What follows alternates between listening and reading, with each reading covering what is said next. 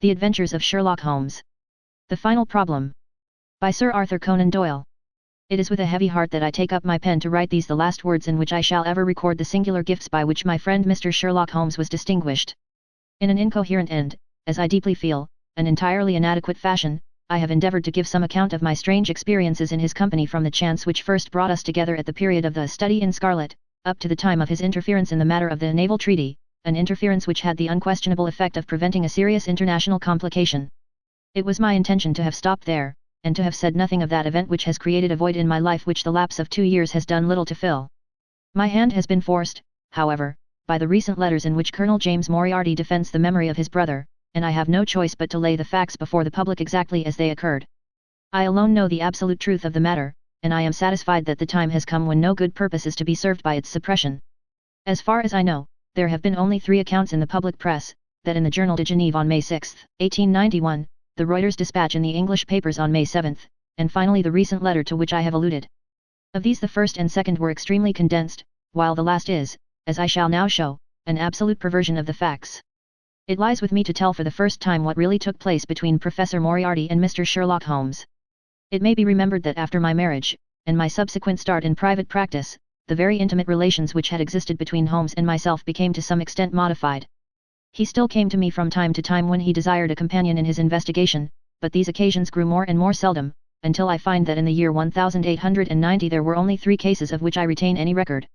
During the winter of that year and the early spring of 1891, I saw in the papers that he had been engaged by the French government upon a matter of supreme importance, and I received 2 notes from Holmes, dated from Narbonne and from Nîmes, from which I gathered that his stay in France was likely to be a long one.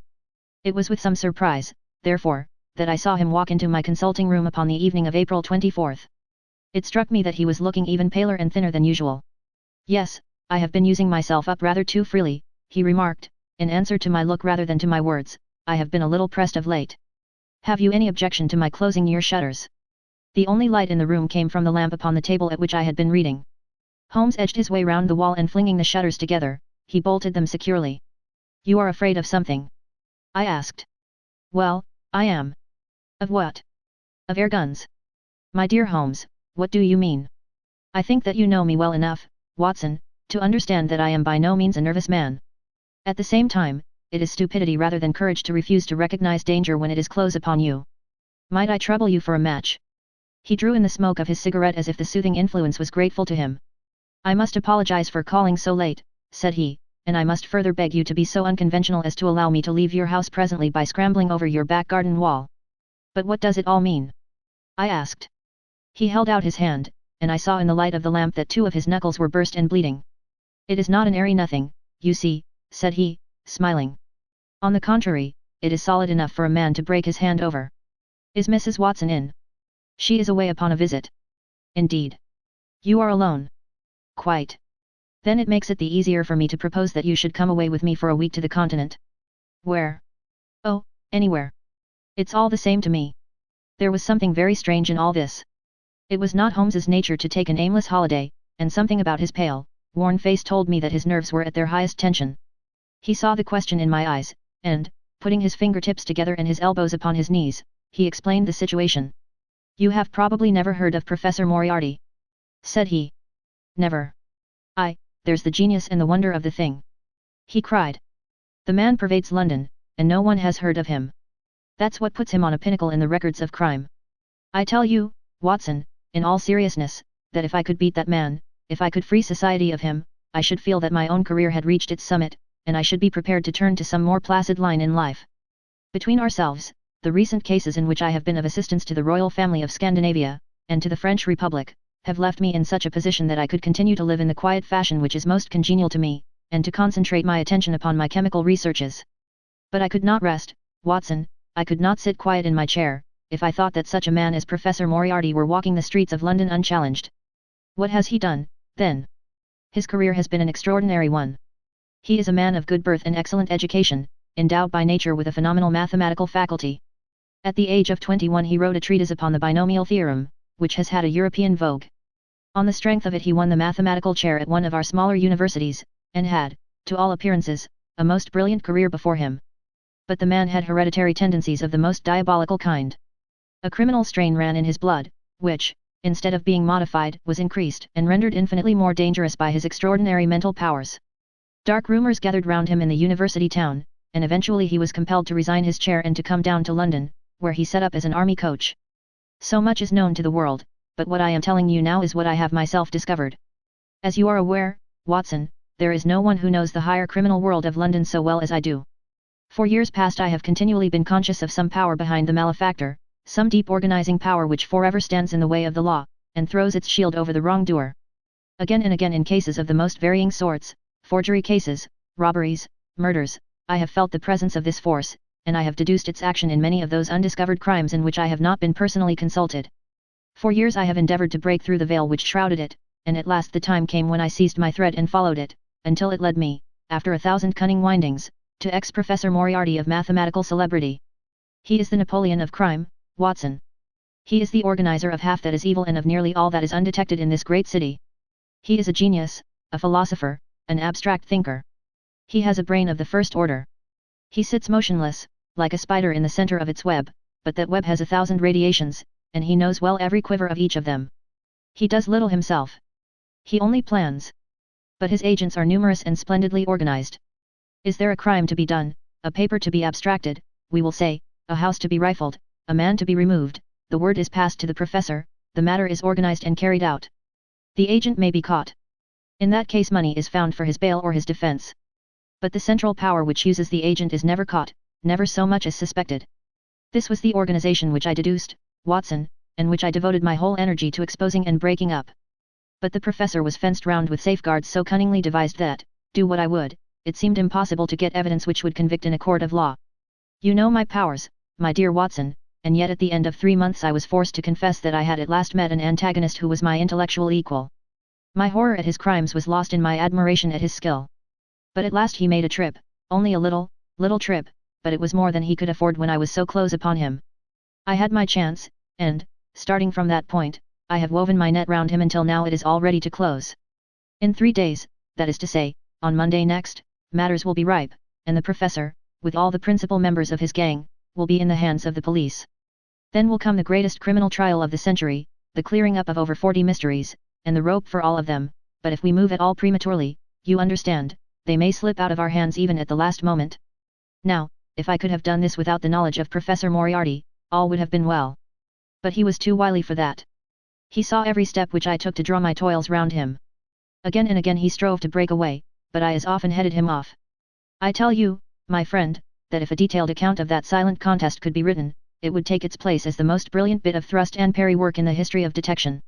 Never have I risen to such a height, and never have I been so hard pressed by an opponent.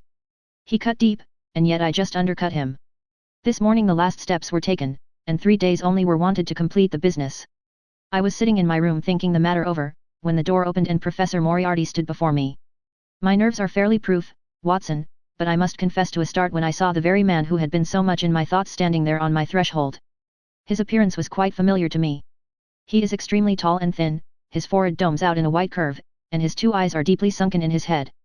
He is clean-shaven, pale and ascetic-looking, retaining something of the professor in his features. His shoulders are rounded from much study, and his face protrudes forward, and is forever slowly oscillating from side to side in a curiously reptilian fashion. He peered at me with great curiosity in his puckered eyes. "You have less frontal development than I should have expected," said he, at last. "It is a dangerous habit to finger loaded firearms in the pocket of one's dressing gown."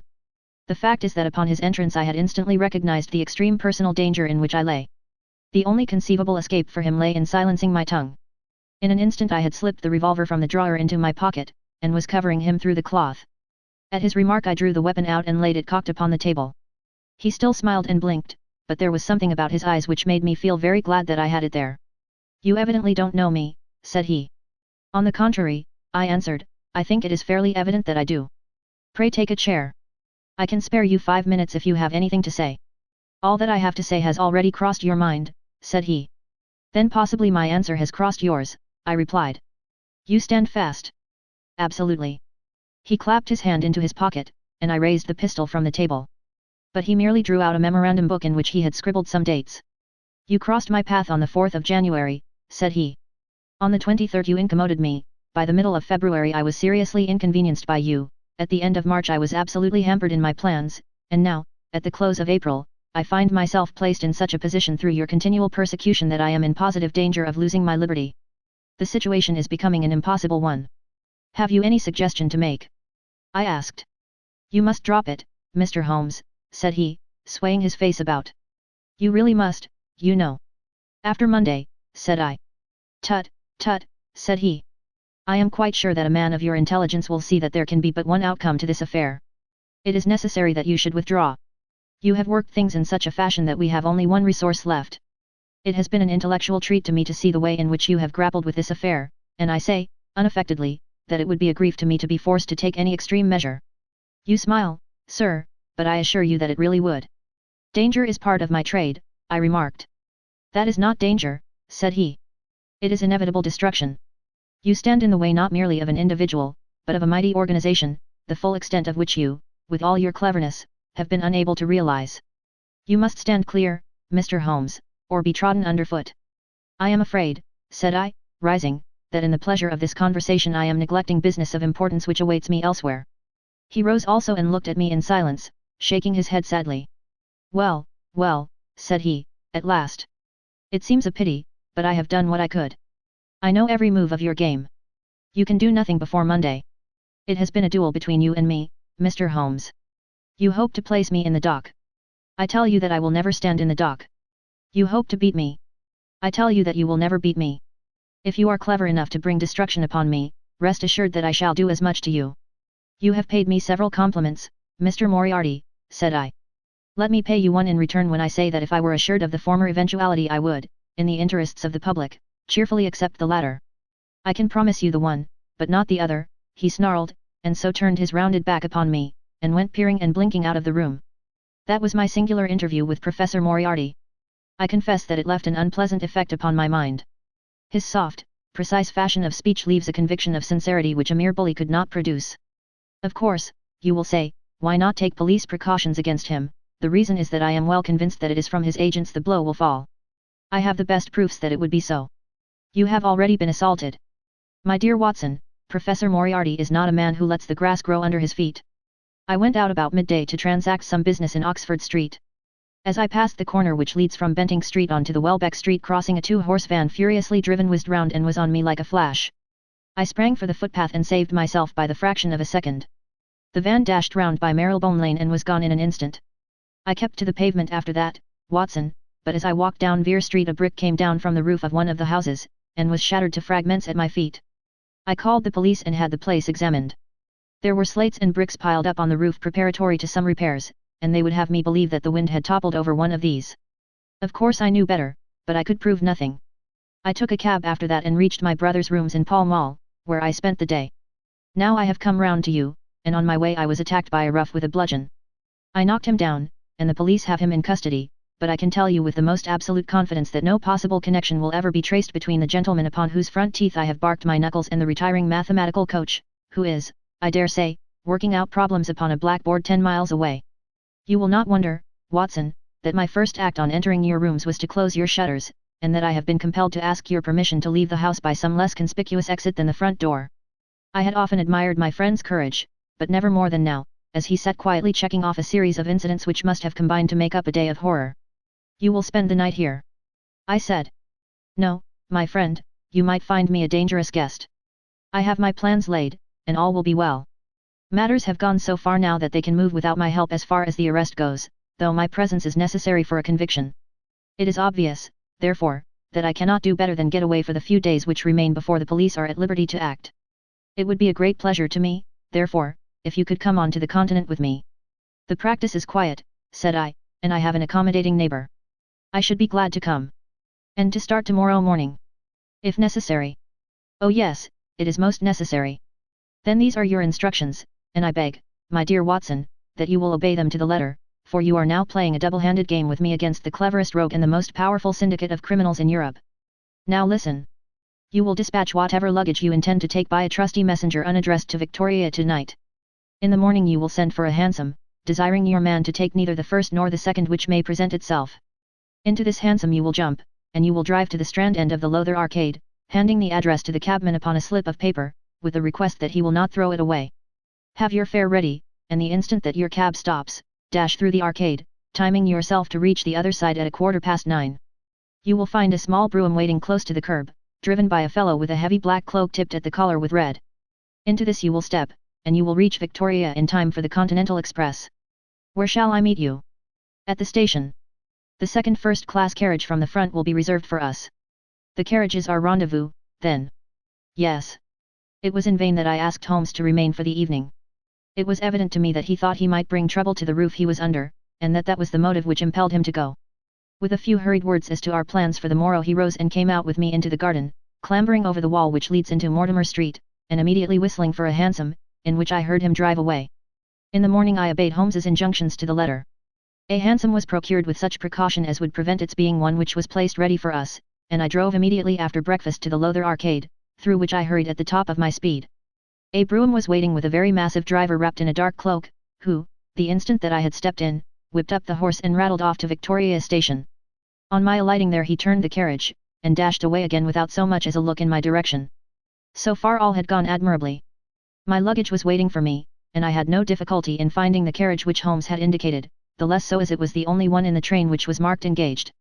My only source of anxiety now was the non-appearance of Holmes. The station clock marked only 7 minutes from the time when we were due to start.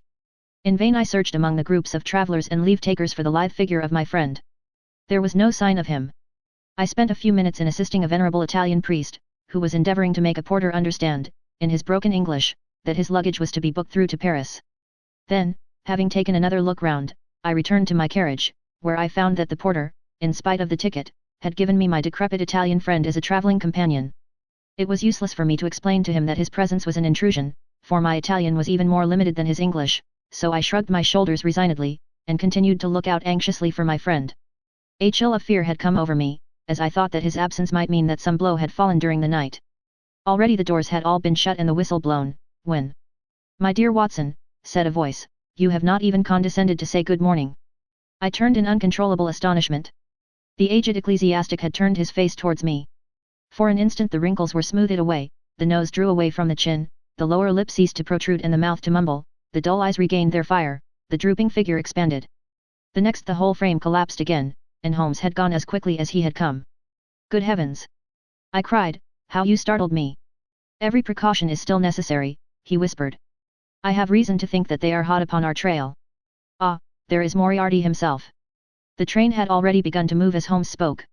Glancing back, I saw a tall man pushing his way furiously through the crowd, and waving his hand as if he desired to have the train stopped. It was too late, however, for we were rapidly gathering momentum, and an instant later had shot clear of the station.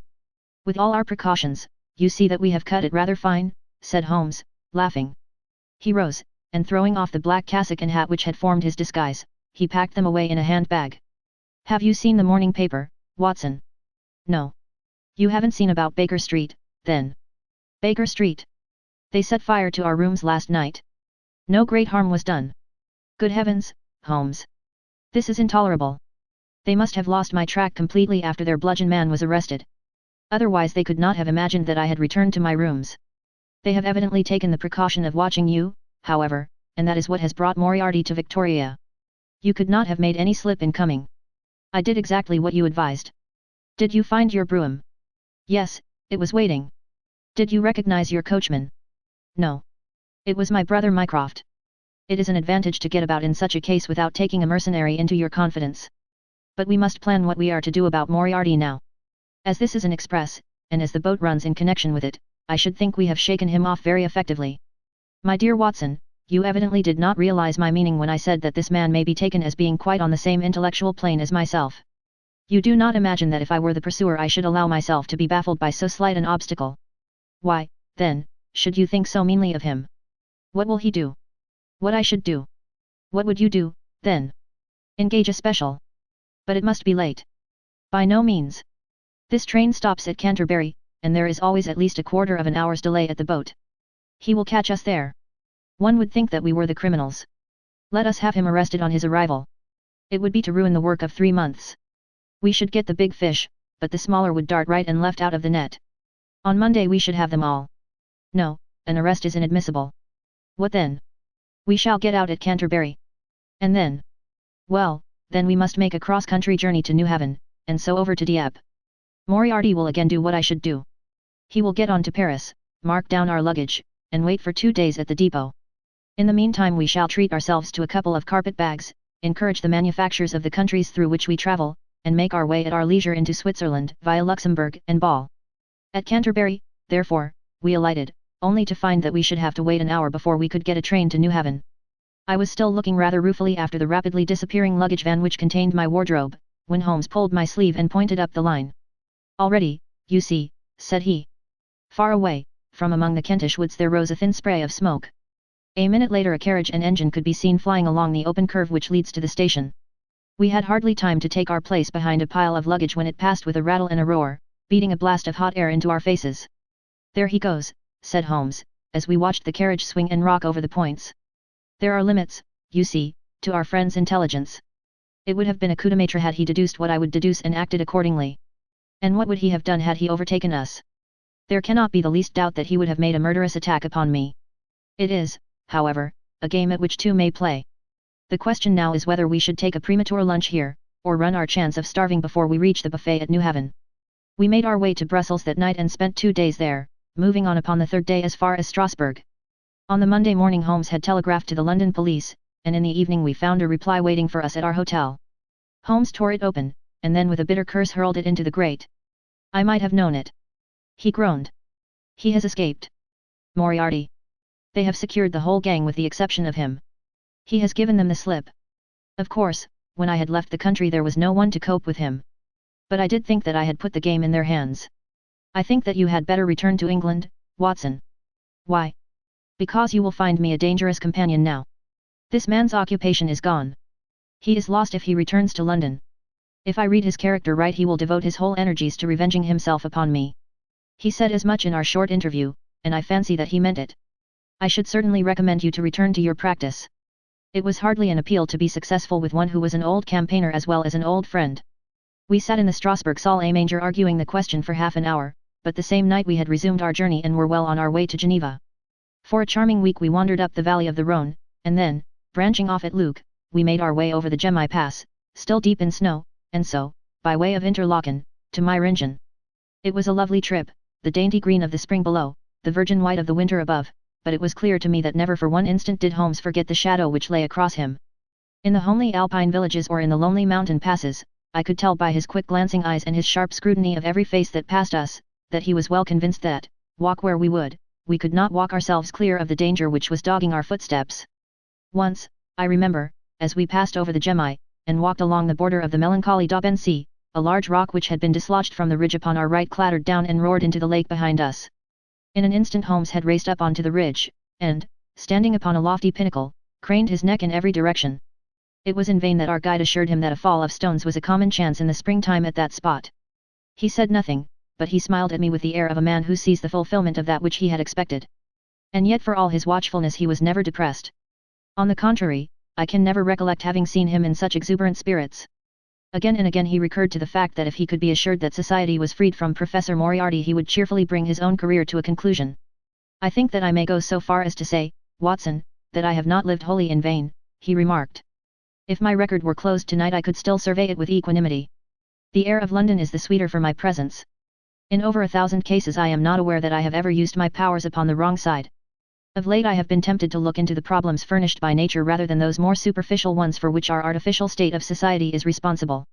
Your memoirs will draw to an end, Watson, upon the day that I crown my career by the capture or extinction of the most dangerous and capable criminal in Europe.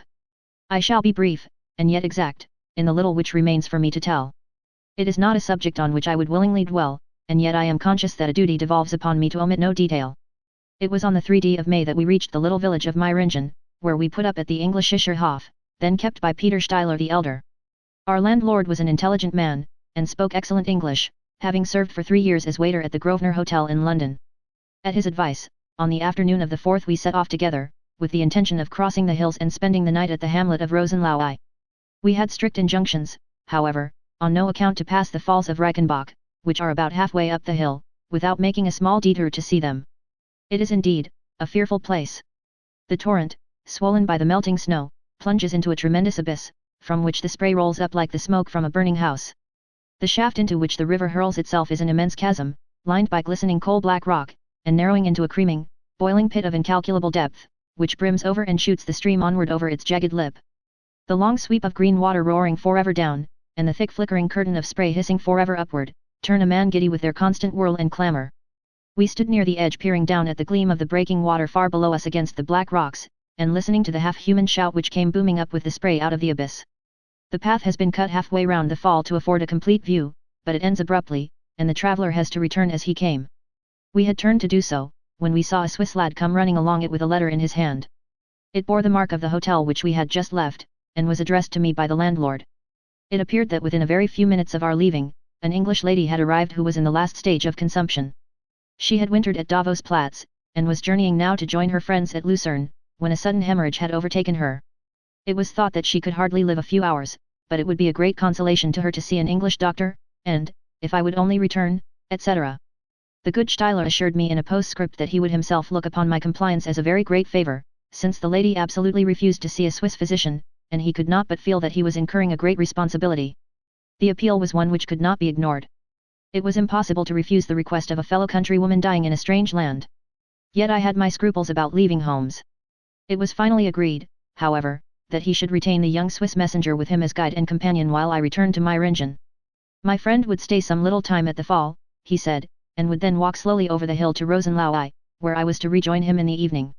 As I turned away I saw Holmes, with his back against a rock and his arms folded, gazing down at the rush of the waters. It was the last that I was ever destined to see of him in this world. When I was near the bottom of the descent I looked back. It was impossible, from that position, to see the fall, but I could see the curving path which winds over the shoulder of the hill and leads to it. Along this a man was, I remember, walking very rapidly. I could see his black figure clearly outlined against the green behind him. I noted him, and the energy with which he walked, but he passed from my mind again as I hurried on upon my errand. It may have been a little over an hour before I reached Meiringen. Old Steiler was standing at the porch of his hotel. "Well," said I, as I came hurrying up, "I trust that she is no worse." A look of surprise passed over his face, and at the first quiver of his eyebrows my heart turned to lead in my breast. "You did not write this?" I said, pulling the letter from my pocket.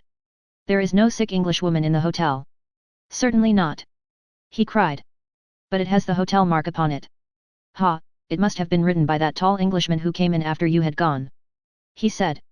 But I waited for none of the landlord's explanations. In a tingle of fear I was already running down the village street, and making for the path which I had so lately descended. It had taken me an hour to come down. For all my efforts 2 more had passed before I found myself at the fall of Reichenbach once more. There was Holmes's alpine stock still leaning against the rock by which I had left him. But there was no sign of him, and it was in vain that I shouted. My only answer was my own voice reverberating in a rolling echo from the cliffs around me. It was the sight of that alpine stock which turned me cold and sick. He had not gone to Rosenlau, then. He had remained on that 3-foot path, with sheer wall on one side and sheer drop on the other, until his enemy had overtaken him. The young Swiss had gone too. He had probably been in the pay of Moriarty, and had left the 2 men together. And then what had happened? Who was to tell us what had happened then? I stood for a minute or two to collect myself, for I was dazed with the horror of the thing. Then I began to think of Holmes's own methods and to try to practice them in reading this tragedy. It was, alas, only too easy to do.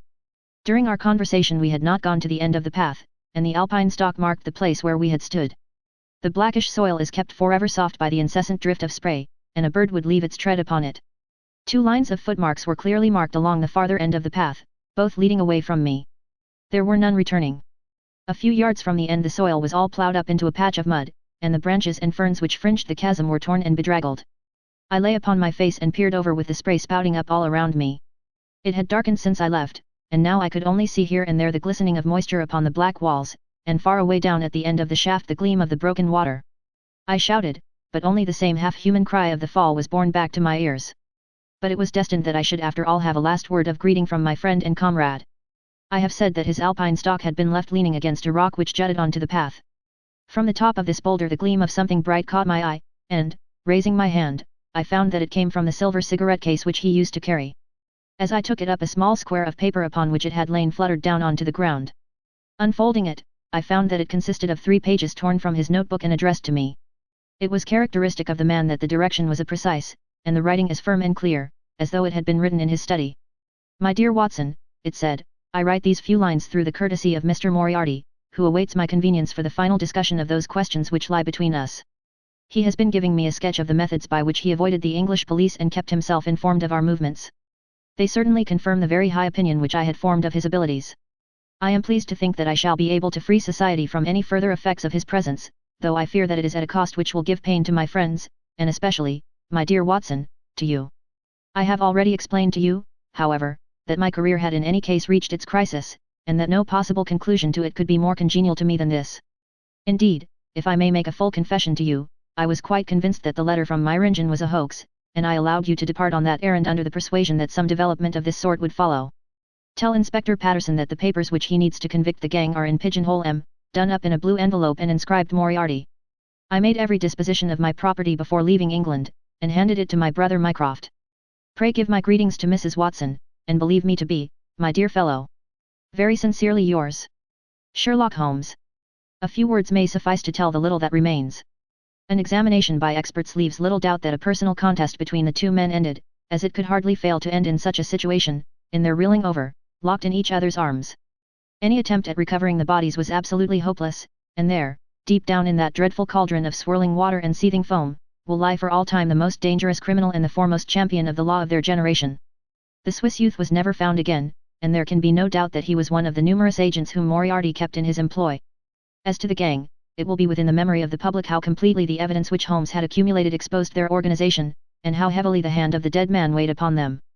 Of their terrible chief few details came out during the proceedings, and if I have now been compelled to make a clear statement of his career, it is due to those injudicious champions who have endeavored to clear his memory by attacks upon him whom I shall ever regard as the best and the wisest man whom I have ever known.